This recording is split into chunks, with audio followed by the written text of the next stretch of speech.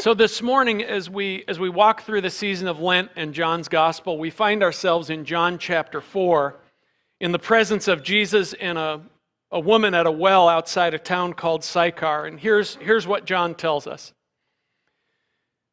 He says, "Therefore, when Jesus heard that the Pharisees knew he had made and baptized more disciples than John, though in fact it was the disciples who did the baptizing," John tells us, "Jesus left Judea and he departed again for Galilee, but he needed to go through Samaria. As he went, he came to a city of Samaria, which is called Sychar, near the piece of land Jacob gave to his son Joseph. And on that land was Jacob's famous well. Being weary from his journey, Jesus sat down by the well, and it was about noon.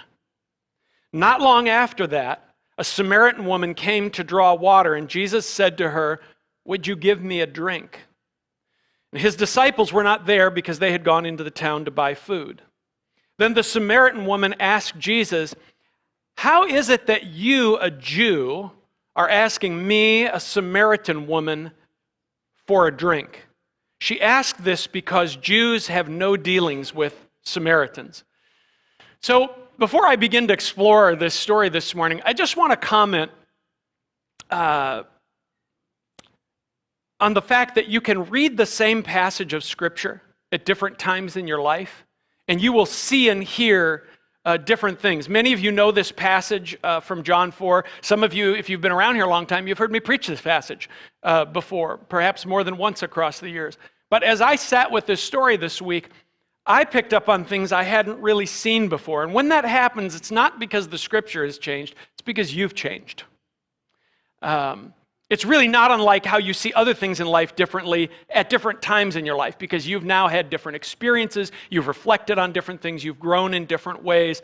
But my point is that this is why it's a mistake to think that the Bible is a book that you kind of learn academically or propositionally, and then you say, well, now I've got a pretty good command on all the truth that I need to know. Because spiritual truth is something that unfolds. If you've been on this journey with Christ for a long time, you know this. Spiritual truth is something that unfolds in your life, little by little. It's like peeling the layers off an onion, or like a flower that slowly unfolds in the morning sun. So really, we should come to the Scriptures, to these stories that John is telling us, with a sense of anticipation. What might I see, or what might I hear that I have not seen or heard before? Now, Jesus and the disciples, they'd been down in Judea, out by the Jordan, where John was baptizing people, and then Jesus kind of takes over the preaching, and his disciples are baptizing people, and the crowds are getting bigger, and the Pharisees are upset, and so they say, hey, let's take a break, let's go back up to Galilee. And the reason that Jesus does go back up to Galilee is to get away, but he decides to go there by way of Samaria, which he really didn't have to do.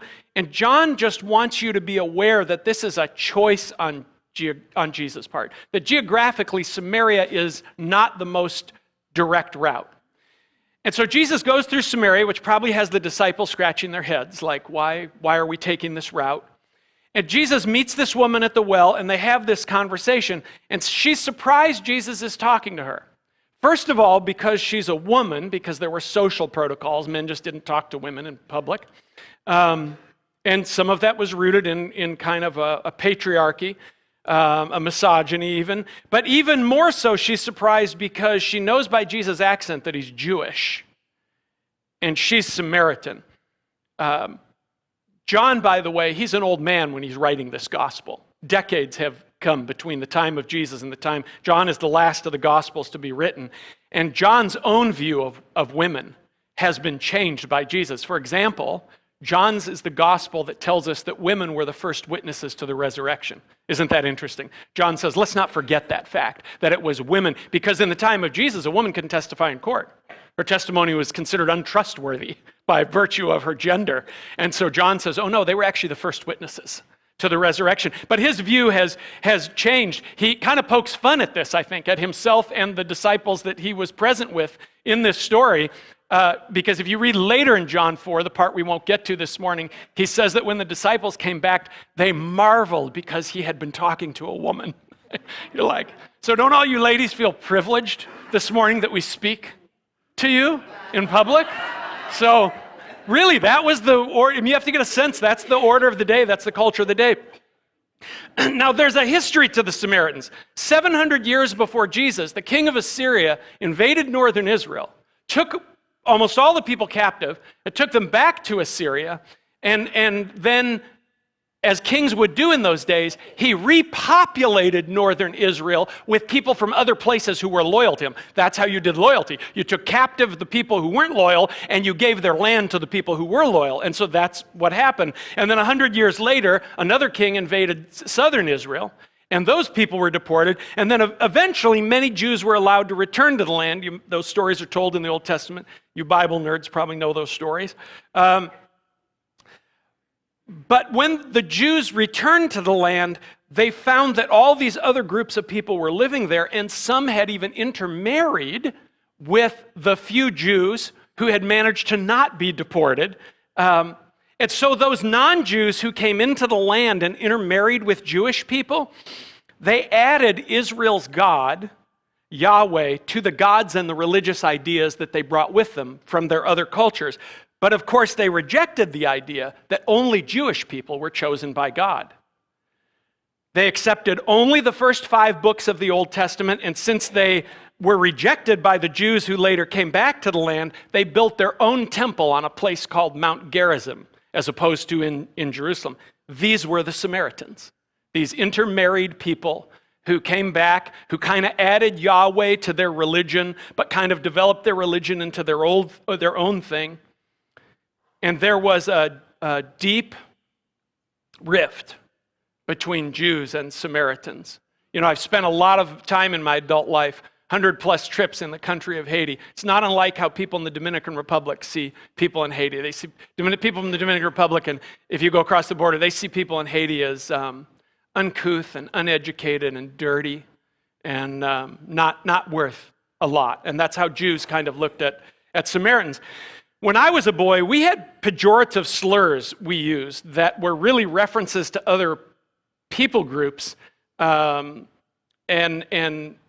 you know, I look back on that with some shame in my life. I didn't really grow up around racist adults, but we white boys on the playground in Fairfield, Iowa, we used to call each other the N-word. We used to use terms for each other that suggested that the other boy was homosexual. I don't even want to say those words here, but you know what I'm talking about. So in the time of Jesus, one of the worst things a Jewish boy could call another boy on the playground was a Samaritan. In fact, in the Jewish literature beginning a couple centuries before Jesus, Jewish writers didn't even use the name Samaritan. They simply referred to them as the fools, and everybody knew who they were talking about. To say that the rift between Jews and Samaritans was deep by the time of Jesus is an understatement. You know, Jews regarded Samaritans as half-breeds with a hodgepodge religion and a false claim to connection to Yahweh. So now you understand why the woman is shocked that Jesus is there and that Jesus is speaking with her, because she knows that they're enemies and she doesn't trust Jesus and she doesn't trust this conversation. And this is the first thing I want you to notice in this story. It's not where we're going to land, but I want us to pause here and notice in this story that by going there, by speaking with her and by showing her kindness, Jesus is breaking with all the prejudice of his own culture. And I think it's worth noting and saying in that way. He is breaking with the deepest prejudice that pervades his entire culture, and Jesus is having nothing to do with it. He's rejecting the us and them mentality. He's rejecting the idea that the way we protect who we are and what we have is by othering other people and by denigrating them and by placing our group above their group. Now, I'm not trying to make myself better than anyone else, but do you realize that right now in the time we're in, that Christians have become known to people in the broader culture, to people outside the community of Jesus, for being racist and homophobic and anti-immigrant. Various groups of people are seen as being the enemies of a good and Christian America. And right here we have Jesus with a woman branded the enemy by his entire culture, and he rejects it. He treats her kindly. Are you ready for this? He assumes her status as a beautiful and beloved daughter of God. And so here's the question, and I don't mean to be offensive. How hard do you work? How intentional are you about seeing the image of God in every human being that you set your eyes on or who crosses your mind? Before I connect that person to an issue, because we do that lightning fast, don't we? Oh, it's that kind of person, boom. Got them pegged. We know what group they're part of. We know what issue is the big thing for them. We know how we disagree with it or whatever. Before I connect that person to an issue, before I dismiss them as too different from me and my group, do I look? Because here's what you should see all day first. I mean, you see a million things, right? That's life. But here's what you should see all day as you look around your neighborhood, your workplace, you go to the store, you watch the news, you watch videos on YouTube, whatever it is you do. Here's what you should see. Image of God, image of God, image of God, image of God, image of God. By the way, now that you know more of the history of Jews and Samaritans, do you realize how shocking it is that Jesus tells a story in another place to Jews about compassion in which he makes a good Samaritan the hero of the story? That story is intentionally offensive on Jesus' part. He takes the person who is most othered. So imagine who you'd be most tempted to other, or who you think is most othered in American culture right now. And picture Jesus making them the hero of a story in which that person is the paragon of virtue. A lot of people would be offended by that, wouldn't they?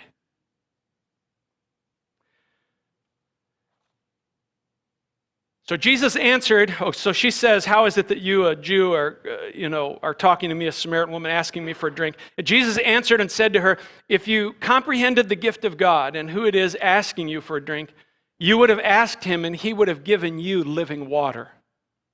The woman said to him, sir, where do you hope to get this living water, since you don't even have a bucket to draw with, and this is a deep well? Every time I read that question, and God bless her, I have this temptation to go, whew, right? She's like, you don't even have a bucket, man. Are you greater than our father Jacob, who gave us this well, who drank from himself, who his sons drank from here? He watered his livestock with this water. Jesus answered and said to her, whoever drinks from this well will get thirsty again, but whoever drinks of the water I give him will never thirst. The water that I give him will become a fountain inside him, springing up into everlasting life. The woman said to Jesus, sir, give me this water that I may not thirst nor have to come here to draw. Jesus said to her, go, call your husband and come back here. And the woman answered and said, I have no husband.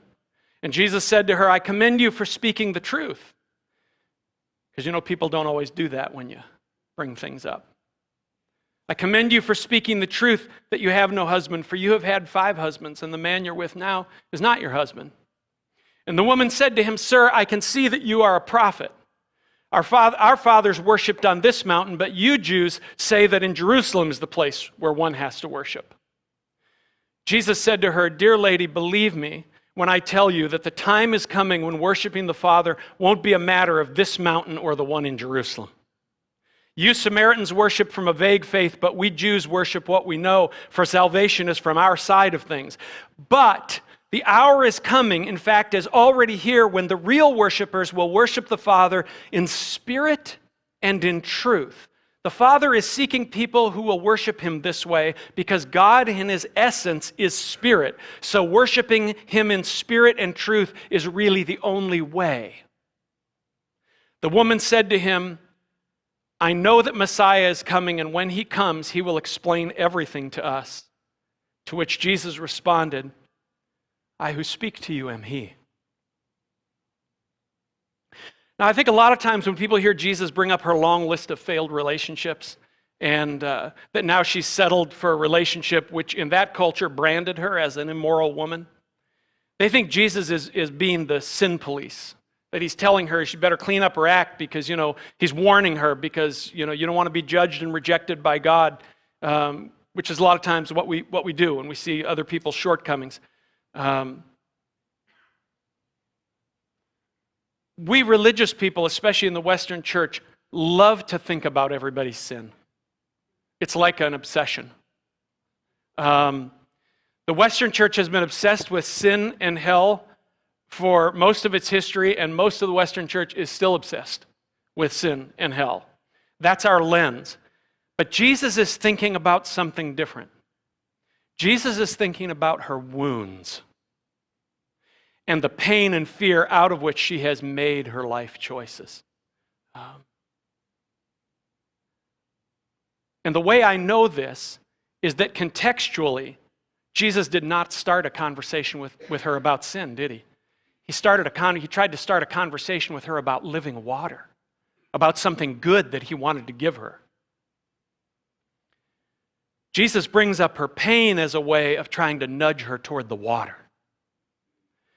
And if you see that, you read the passage very differently. It's really interesting that when Jesus starts to talk to her about living water, by which he is really trying to get her to think about her soul, about her inner person, she seems to have no idea what he's talking about. Jesus says, I have living water and it will satisfy your thirst in a lasting way. And she says, boy, that would be great, because if you gave me that water, I wouldn't have to come here and haul water every day. I forgot to mention something. John's gospel is a gospel of universal spiritual truths. Out of all the four gospels, every story John tells is for every human being. It's not for Jews or Gentiles or this little group or that little group or just people in these circumstances. Every story John tells is intentional, and they're all stories that apply to everybody. They're for everybody. So John is not just telling you this woman's story. John's telling you your story, because that's what John does with every story. And just like this woman, when we are growing up, no one really teaches us how to be aware of our inner person, do they? Or to understand what's going on inside us in our soul. And no one helps us understand how we internalize the wounds that come our way, do they? And no one helps us understand that we're learning to stuff down the pain or to put up walls with other people so that we won't get hurt the same way again. Or no one really helps us understand that the addictions and the other things that we get driven to, that all that's coming from somewhere, that we're responding to life. It's all being fashioned out of some painful, fearful place inside of us. Just like this woman, no one really helps us understand that. If we figure it out, we figure it out because we figure it out later in life, or because God's Spirit helps us to kind of shines the light, and so we begin to understand these things. And yet it is the story that we have all lived.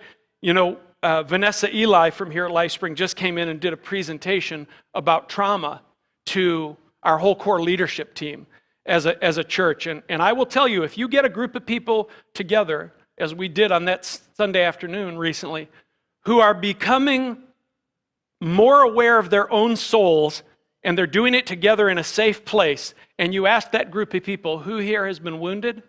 Every hand goes up. It's universal.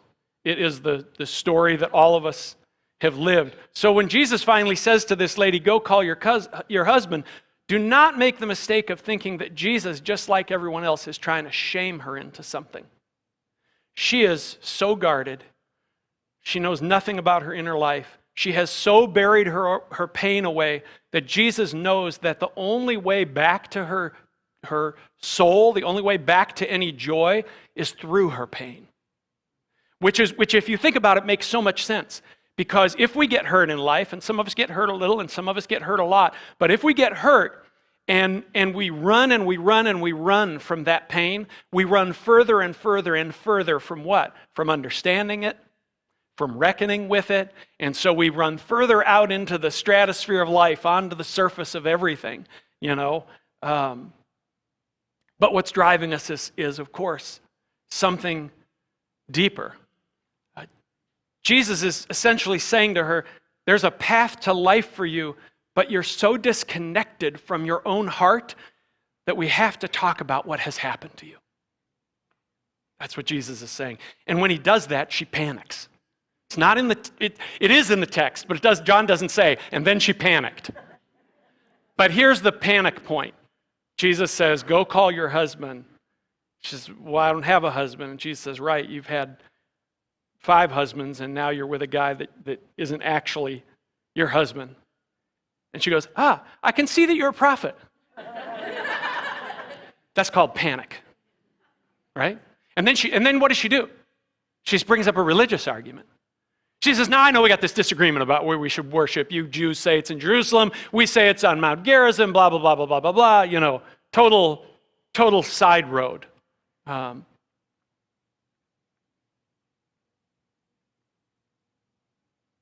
just as Jesus moves the discussion about human beings beyond seeing all the division and separateness, he now moves her picture of God beyond religious tribalism. He tells her it isn't about your group or our group or this mountain or that mountain. He says God is spirit, and he's looking for people who from here to God will come to him in spirit and in truth. So I want to ask you guys this morning, and I'm sorry if it feels like a personal question. I want to ask you if you have come to terms with the reality that you're a wounded person. Now, maybe those wounds were 30 years ago when you were a kid. Maybe those wounds were something that happened last year or last week. I don't know. Question is, have I come to terms with the fact that I'm a wounded person? And as I said before, some of us have been wounded in really, really severe ways, and some of us less so, but nobody gets out of this life without some scars. That's the reality. And here's how you know that you're coming to terms with it. Here are 3 questions that would help you know if you're coming to terms with it. Can you say who wounded you? Can you say what the wound was? Because see, if you're avoiding thinking about all that, you're not thinking about the nature of it. You say who wounded you. Can you say what the wound was? And do you recognize your failed past strategies for dealing with it? Which could be, going around the cul-de-sac of anger over and over and over. Sometimes there's a right to be angry. I'm not saying that. But maybe you've spent 30, 40 years in that place. Or you recognize the failed past strategy of hiding your heart away or withdrawing from people. You're not going to be an open person anymore. Or maybe the failed past strategy of addiction. Or the list goes on and on. Of course, I didn't recognize it until I was older, but my wounds have not been as severe as some people in this room, and I know that, so that's my caveat. But we all have them, When I was a boy, and some of you know this story, and I laugh about it now, but when I was a boy, I was small. So I was teased for being small. I wasn't manly. I wasn't the big, strong boy. It's why if I ever got a hold of you on the football field, I was going to destroy you, because I was going to prove that I had it. And I had a girl's name. I didn't grow up Fran. I didn't grow up Frank. I grew up Francis. And this is what I used to hear in the basement bathrooms of Washington Elementary School in Fairfield, Iowa. How come your mama gave you a girl's name? Are you a mama's boy? There's a kid named John Wolf that my 5th grade year at Washington Elementary School, he got his head put in a toilet over that. And I put it there. I look back on it. But that was a wound because so I grew up with this feeling of you'll never be strong. You want to be a man, but you never will be a man. Now, maybe that's not as important to some guys as important to me.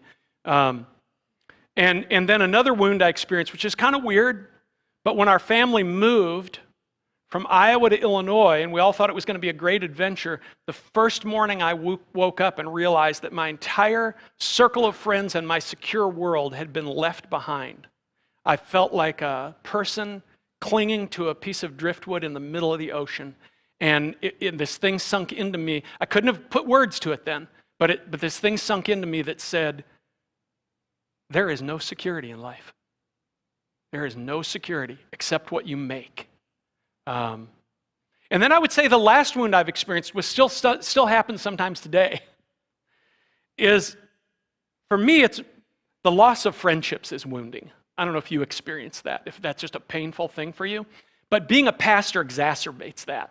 Because people come into your church and you build these beautiful friendships, and then at some point they get mad at you or they disagree with you about something, and they just go, and they're gone. And God bless them, because I don't have any angst against anybody. But that has been, so we've been leading this church for 33 years. So that's a lot of, right? And so what I did with all that insecurity in my life, it birthed a lot of insecurity. And what I did with that in my life was I tried to figure out how to make myself feel strong. And when I was young, I did that with fighting and crime and rebellion and running away. And then when I got older and I became a Christian and I discovered the Bible, I became the guy who wanted to beat everybody up with the Bible. Same insecurity. Same thing. Isn't that crazy? Same exact, I didn't see it. Like, oh no, because now I'm on the Lord's side. Same insecurity. Same fears, same stuff. So what are your wounds, and what are you doing or not doing with them? And again, I'm not trying to... Richard Rohr draws this interesting distinction between what he calls the shadow self and the false self. And I think some of this stems back to the work of Carl Jung, but the shadow self is simply the result of our woundedness. The insecurity we all experience, the sense of shame that we're insufficient, we're not good enough, the temptation to push down our pain and deny it, or the temptation to live on the surface of life and distract ourselves from the messy or painful things we don't know how to deal with, the shadow self. The false self is the identity or persona that we create to deal with the shadow self. It's often tied to status symbols, reputation, acting a certain way so other people will see us a certain way. It has a lot to do with how we want people to perceive us. Oftentimes you see this when people find their identity in some outward thing. And maybe you do that. I've become very aware as I've gotten older that when you see people who are really into something, there's one of two possibilities. Either they just really enjoy it, and they might, or it might be that they were looking for a place, something that would define who they are. Because they don't really know. All that shadow self mess has been with them for 40 years. They don't really know who they are. But now they're a Broncos fan. I only said that because Leslie and Brian are Broncos fans, Or now they're a Republican or a Democrat. Or now they're this or now they're that, right? The false self is the substitute of an outward life for an inner one, because the inner one is where all the wounds and pain are lurking in the shadows. Now, are you ready for this? This is actually what most people do with religion. It becomes part of how they craft the false self. Think about how many people go to church, they learn the program, what they're supposed to do, whether it's the rituals or what a good Christian looks like or any of that kind of stuff, right? And they even talk about Jesus and the Bible and morality, and they haven't dealt with any of their own crap. Well, if that's the case, then what are they doing with religion? It's become a part of who they are on the outside. I feel bad saying it, but it's become kind of part of the false self. And I really think, religion can become part of the false self just as easily as anything else. You get that? As easily as anything else. It just depends what you do with it. C.S. Lewis once said that religion either makes a person very much better or very much worse. That's really sobering. And I think this is really what Jesus was talking about when he said, if the light you think you have is really darkness, how great is that darkness? It's doubly dark. If you're walking around saying, I got the Bible thing, the Jesus thing, the morality thing, I know what the Christian program is, and man, I'm doing it. But in here, goodness and light and love are not emerging and blossoming. Jesus is saying, man, you're twice in the dark now. Because you think because of all this that you're just walking in the light, baby. Which brings us to the third thing I want to talk about briefly this morning, which Jesus expresses in one profound metaphor: living water. Jesus says this about it in the passage I read to you. Whoever drinks the water from this well will get thirsty again, but we could say that about every well we drink from in life, couldn't we? Because we drink from all kinds of wells. And we could say every well we drink from on a daily basis, we will get thirsty for that thing again, whatever it is. Go golfing tomorrow, you'll want to go golfing in 2 weeks, you'll be thirsty again. But whoever drinks the water I give him will never thirst. The water that I give him will become a fountain inside him, springing up into everlasting life. So talking about living water in Christian circles, it makes for great worship songs. We've got some living water going on, It makes for inspired feelings, maybe some sermon excitement. Oh yeah, we're Christians. We're all about that living water, you know. But really we should stop and wonder, what is it? What is Jesus talking about? He says, I got this living water I could give you, and it would do something for this inner thirst that you have. And he says that when she begins to experience it, she will know that this thing she has always been thirsting and searching for to ease her pain and fill the hole in her soul, she will know that this is it. And it will start to become a fountain. And Jesus says become. It'll become a fountain. That's the spiritual journey.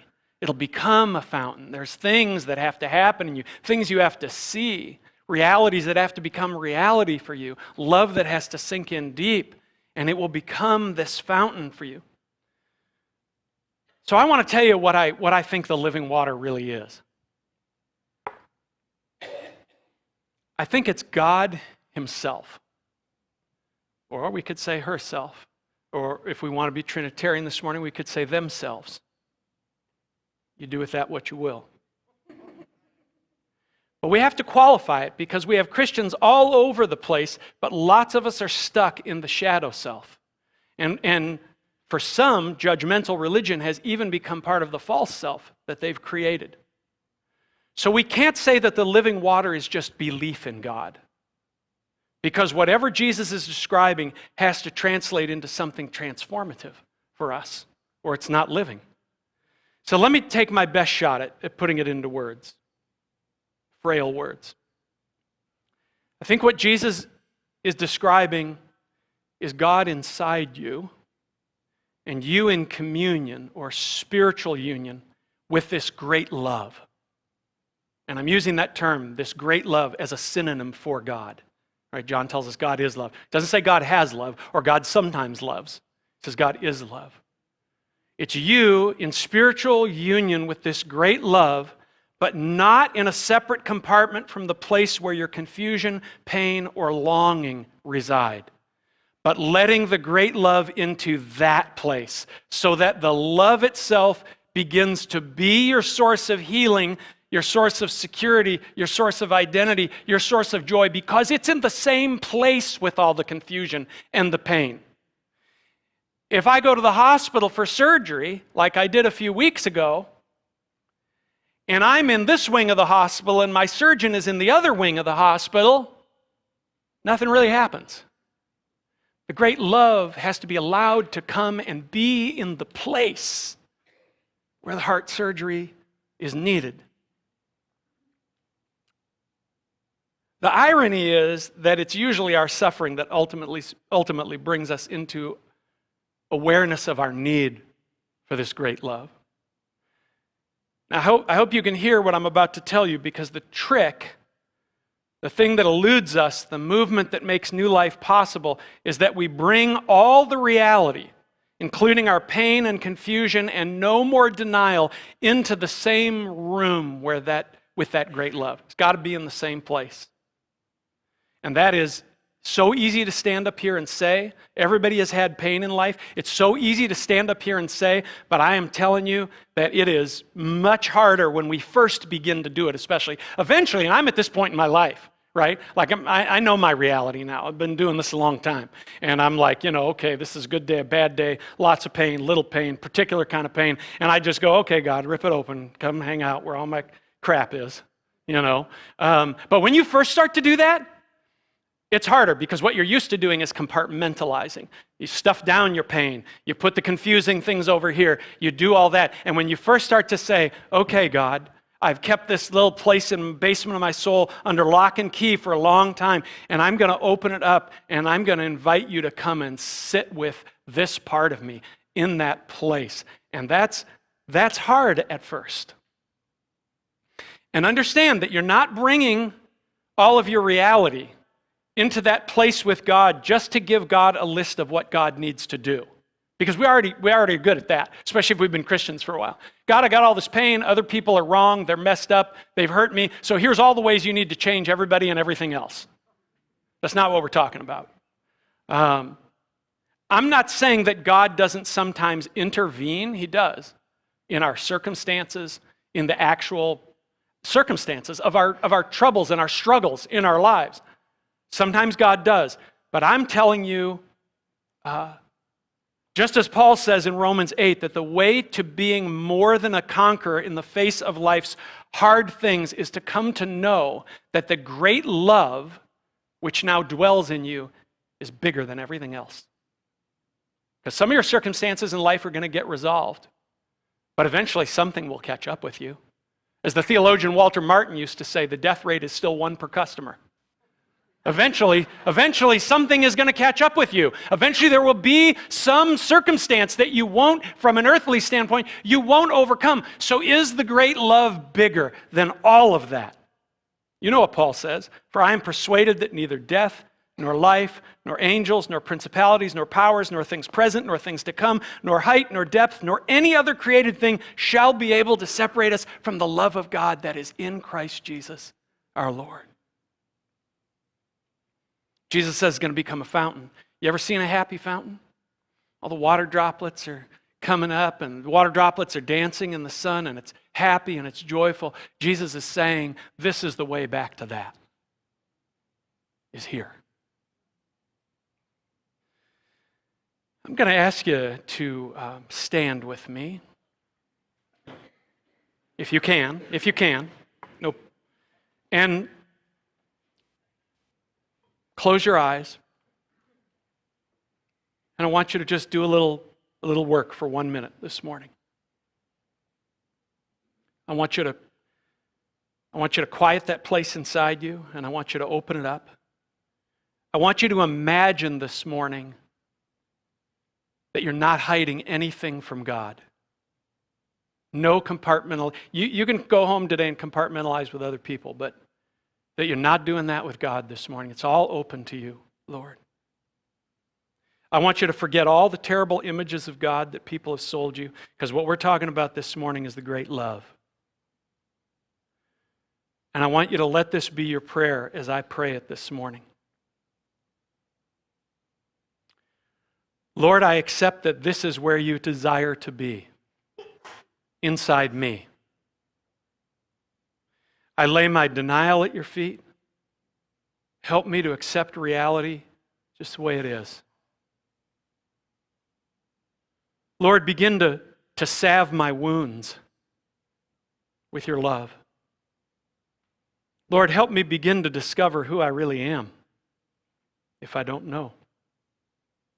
Begin to expose the lies I've believed for the untruth about me that they really are. Help me feel the security of your great love so that every last one of my fears begins to grow weaker.